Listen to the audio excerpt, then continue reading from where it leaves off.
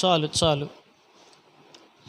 రెండవ రాజుల గ్రంథము 2వ అధ్యాయము 19వ వచనం చదువుతున్నాను. అంతటా ఆ పట్టణపు వారు, ఈ పట్టణములో ఉన్న చోటు రమ్యమైనదని మా ఏలినవాడవైన నీకు కనబడుచున్నది, కానీ నీళ్లు మంచివి కావు.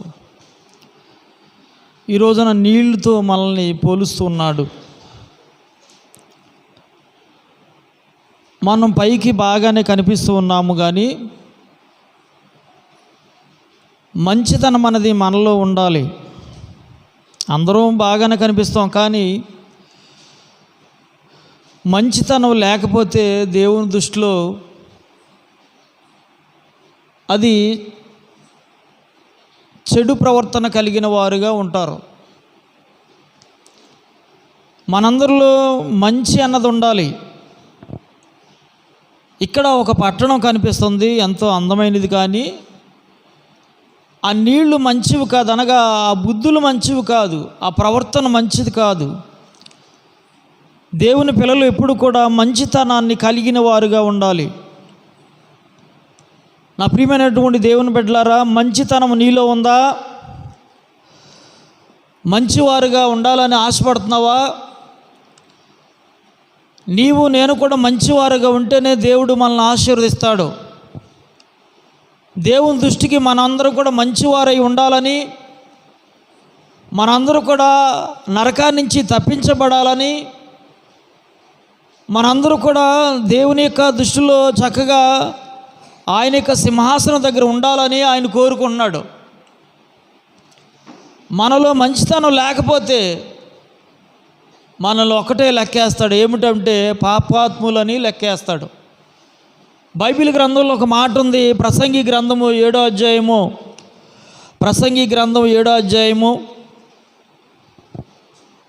26వ వచనం చదువుదాం. చదువమ్మా.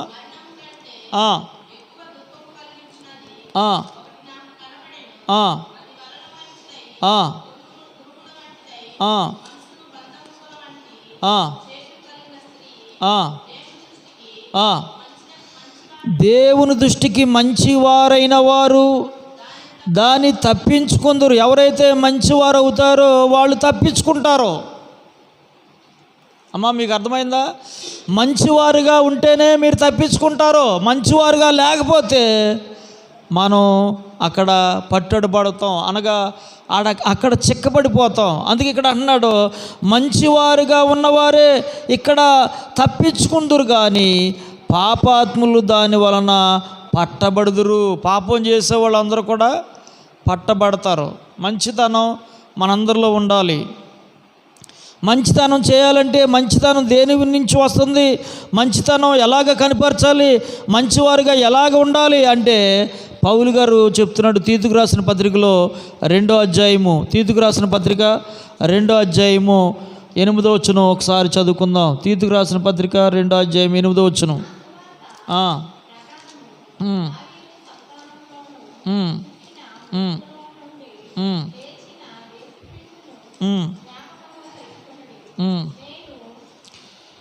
అది కాదు, తీతుకు రాసిన పత్రిక 2వ అధ్యాయము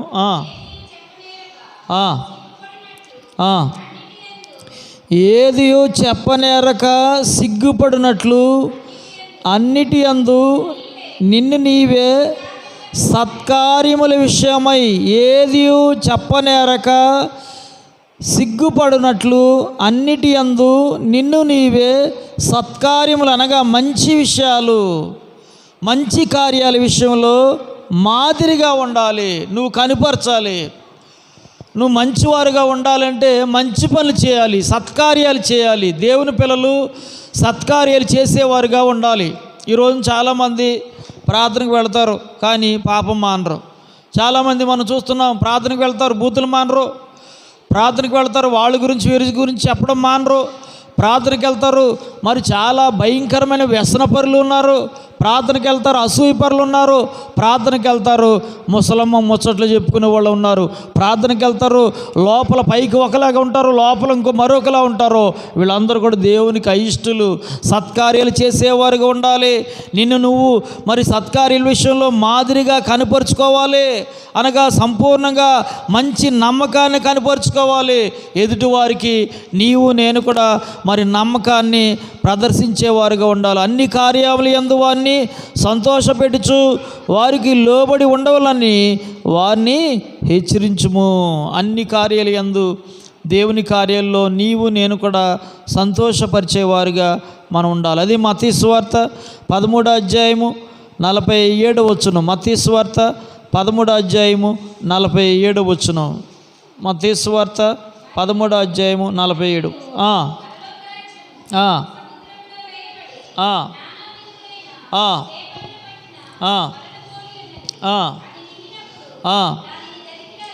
అది నిండినప్పుడు దాని దరికిలాగి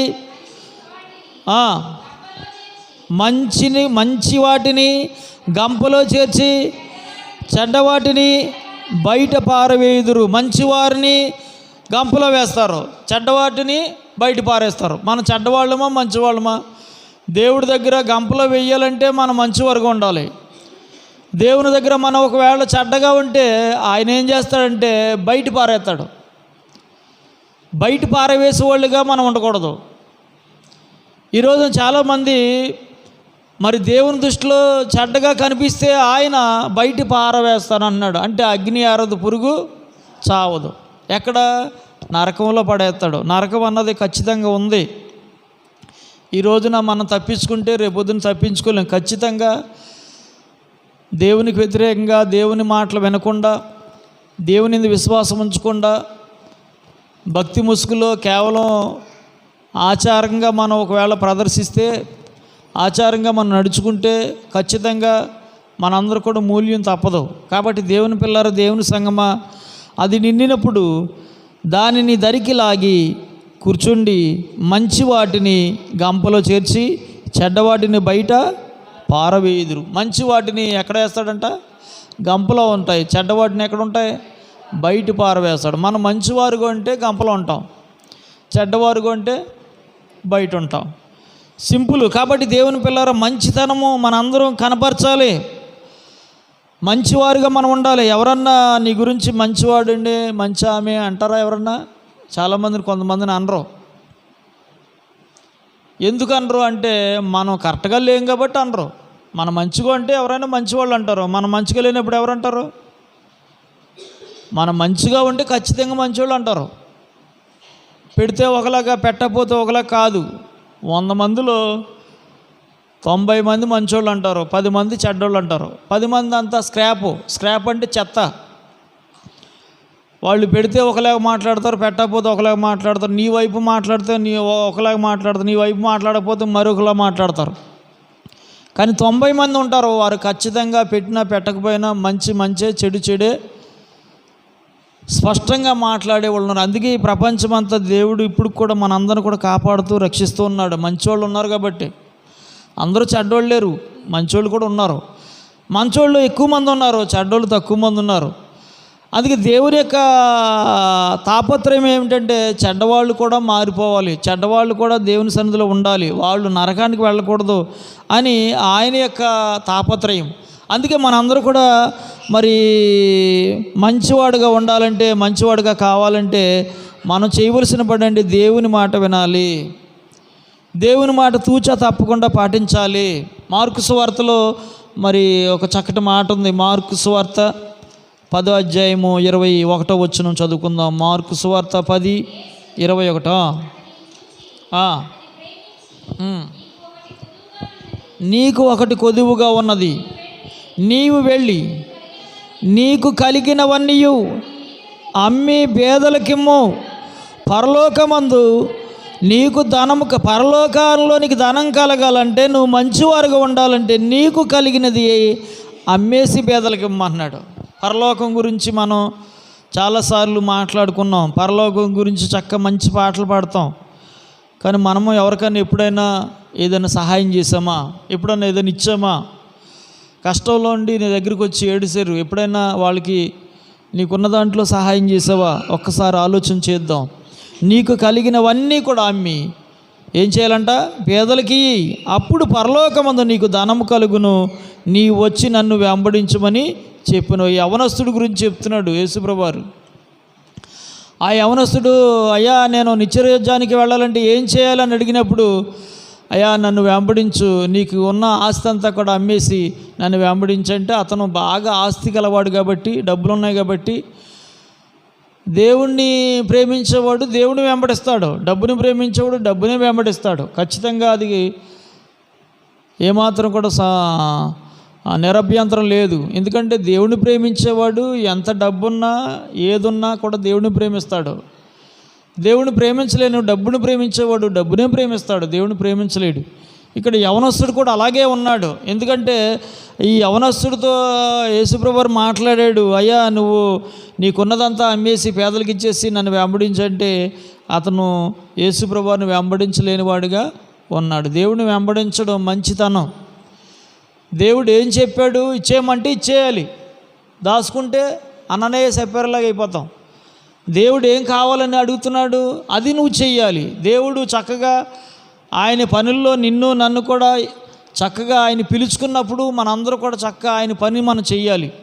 ఏమిటంటే పేదవారిని మనం ప్రేమించాలి, ఆహారం లేని వారికి మనం ఆహారం పెట్టాలి, వస్త్రాలు లేని వారికి మనం వస్త్రాలు ఇవ్వాలి, బాధలు ఉన్నవారిని మనం పరామర్శించాలి.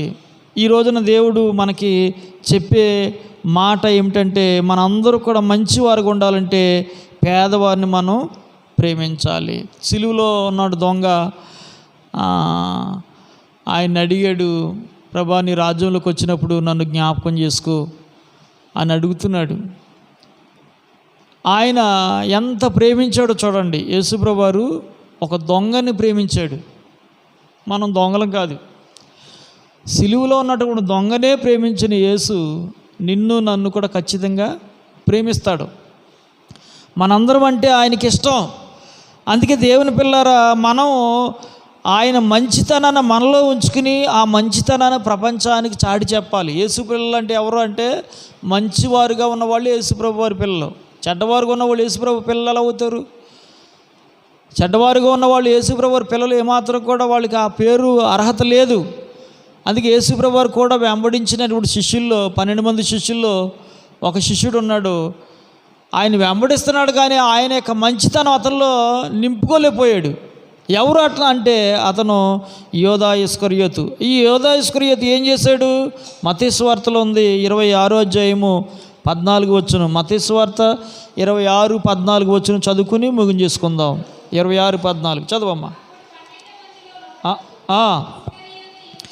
12 మందిలో ఒకడు ఇస్కరియోతు యోధా ప్రధాన యాజకుల యొద్దకు వెళ్ళి, నేను ఆయన మీకు అప్పగించినలా నాకేమిత్తురని వారిని అడిగాను.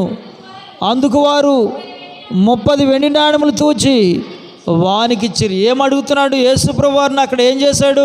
అమ్మేశాడు.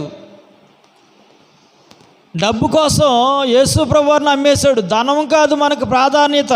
ఈ రోజున డబ్బులు మన దగ్గర ఉంటాయి, రేపు ఉండవు. నిజంగానే ఎవరైనా డబ్బు కోసం ప్రయాసపడితే డబ్బు మనకు ఉండదు. దేవుని కోసం ప్రయాసపడితే డబ్బు నీ కాళ్ళు దగ్గరికి వస్తుంది. ఎందుకంటే సర్వ సంపదల గని యేసుప్రభువారు. ఈ రోజు నుంచి 2000 సంవత్సరాల నుంచి ఈ మాట మనకి ఇప్పుడు కూడా అర్థం కాదు చాలామందికి. ఎందుకంటే దేవుడు ఆశీర్వదిస్తాడు, దేవుడు దీవిస్తాడు, దేవుడు ఆరోగ్యం ఇస్తాడంటే ఏమిస్తాడులే, ఏం ఆశీర్వదిస్తాడులే, ముందు పాస్టర్ గారిని ఆశీర్వదించమని ఆయన కొనమని బిల్డింగ్ కట్టమని చెప్పి మేము చూస్తాం అన్నట్టు కొంతమంది వ్యతిరేకులు కూడా ఉన్నారు. అది దేవుడు ఆశీర్వాదం అంటే నమ్మితేనే దేవుని మహిమను మనం చూస్తాం. దేవుడిని నమ్మాలి మనం. యోధా ఇస్కరియోతు 12 మంది శిష్యుల్లో వాళ్ళందరూ నమ్మారు, ఈయన నమ్మలా. ఈయన వెంబడించాడు, యేసుప్రభువుని వెంబడించాడు, ఆయనలో ఉన్నాడు, ఆయనలో తిరిగాడు, అన్నీ చేశాడు. కానీ ఆయనకు ఉన్నటువంటి ఒక మంచితనం అతనిలో లేదు, చెడ్డతనం ఉంది. ఎందుకంటే డబ్బులు సంపాదించాలని ఒక ధ్యేయంగా ఉన్నాడు. డబ్బులు మరి అందరికీ అవసరమే, కానీ అది మంచితనంతో సంపాదించాలి, కష్టపడి పనిచేయాలి తప్ప ఒకరిని అమ్మేసో లేకపోతే ఒకరిని బాధ పెట్టో ఒకరి దగ్గర అన్యాయంగా తీసుకునో ఆ డబ్బులు మన దగ్గర ఉండవు. ఇక్కడ యోధా ఇస్కరియోతు కూడా యేసుప్రభు వారిని అమ్మేశాడు. ఎంతగా అమ్మాడంటే 30 వెండి నాణాలకు అమ్మేశాడు. ఆ వెండి నాణాలకు అమ్మిన అతను ఏమైనా బాగుపడ్డాడంటే ఏం బాగుపడలా. ఎందుకు అమ్మేశాడు? 12 మంది శిష్యుల్లో ఒకడే ఎందుకు చెడ్డోడు అయిపోయాడంటే అతనిలో మంచితనం లేదు. 11 మందిలో మంచితనం ఉంది, ఒకళ్ళలో మంచితనం లేదు. అందుకే దేవుని పిల్లలు మంచితనం ఉంటే ఆటోమేటిక్గా మనం మన దేవుని కోసం చనిపోవడానికన్నా సిద్ధపడతాం. మంచితనం లేకపోతే దేవుడి పేరు చెప్పుకుని కాయలు అమ్ముకుంటాం, లేకపోతే దేవుడిని అమ్మేసిలా మారిపోతాం. దేవుడి పేరు చెప్పుకుని పాపిష్టమైన పనులు చేసేవారుగా ఉంటాం. ఈ రోజున మనం జ్ఞాపకం చేసుకోవాలి దేవుని పిల్లలు. అనేక మంది మనం చూస్తున్నాం, చాలామందిని మరి దేవుని పేరు చెప్పుకుని మరి వేషధారులుగా ఉండేవాళ్ళు అనేక మంది మనకు కనిపిస్తూ ఉంటారు. వాళ్ళు ప్రభు బిడ్డలని చెప్తారు, కానీ ఏమాత్రం కూడా వాళ్ళకి విశ్వాసం ఉండదు, దేవుని ప్రేమ ఉండదు, ఏమాత్రం కూడా దేవుణ్ణి ఏమాత్రం కూడా వారు అంగీకరించరు. దేవుడు అంటే భయం ఉండదు, భక్తి ఉండదు, ఏముండదు. కానీ దేవుని పిల్లలుగా వారు చాలామంది అవుతారు. కాబట్టి దేవుని పిల్లరా, యోధా ఇస్కరియోతులాగా మనం ఉండకూడదు. యోధా ఇస్కరియోతులో మంచితనం లేదు. ఏమిటా మంచితనం? ప్రేమ లేదు. ప్రేమ ఉంటే ఎదుటోడిని మనం ఎప్పుడు కూడా బాధ పెట్టం. రెండోది ఏమిటంటే అతను ఎప్పుడు కూడా మరి ఒకే ధ్యాస కలిగిన వాడుగా ఉన్నాడు. సంతోషం లేదు, ఎప్పుడు గొప్పడవ్వాలి, ఎప్పుడు ధనం సంపాదించాలన్న ఆశతో ఉన్నాడు. దీర్ఘశాంతం లేదు, దయాళత్వం లేదు, మంచితనం లేదు, ఆశానిగ్రహం లేదు, సాత్వికం లేదు, ఏమి లేవు అతనికి. అంటే ఆత్మఫలాలు అతనికి ఏమాత్రం కూడా లేవు. అందుకే అతను యేసుప్రభు వారిని అప్పగించాడు. ఆ యేసుప్రభు వారిని అప్పగించిన తర్వాత యేసుప్రభు వారు అన్నాడు, అతనికి శ్రమ అన్నాడు. ఎవరికి శ్రమ? ఆయన అప్పగించిన వాడికి శ్రమ. ఆయన పేరు చెప్పుకుని ఆయన నామాన్ని హెచ్చించకుండా ఆయన్ని బాధలు పెట్టేవారికి శ్రమ అన్నాడు. ఈ రోజున దేవుని పిల్లగా మనం ఒకవేళ యేసుప్రభు వారి పేరు చెప్పుకుని మనం కరెక్ట్గా లేకపోతే మనకేమొస్తుందంటే శ్రమ వస్తుంది. శ్రమ అంటే కష్టాలు, శ్రమ అంటే ఇబ్బందులు, శ్రమ అంటే అప్పులు, శ్రమ అంటే రోగాలు, శ్రమ అంటే అనేకమైనటువంటి ఆర్థికమైన ఇబ్బందులు, శ్రమ అంటే హఠాత్తుగా వచ్చేవి, శ్రమ అంటే ఏడుస్తూ ప్రతిరోజు ఏడుస్తూ ఎందుకు ఈ బాధలు అని ఇవన్నీ కూడా శ్రమలే. కాబట్టి శ్రమ మనకు రాకూడదు. మంచితనంగా ఉంటే ప్రభు బిడ్డలుగా నీతిమంతుడిగా దేవుని మహింపరిచేవారుగా మనం ఉండాలి. దేవుడి మాటలు దీవించి ఆశీర్వదించును గాక. ఆమేన్.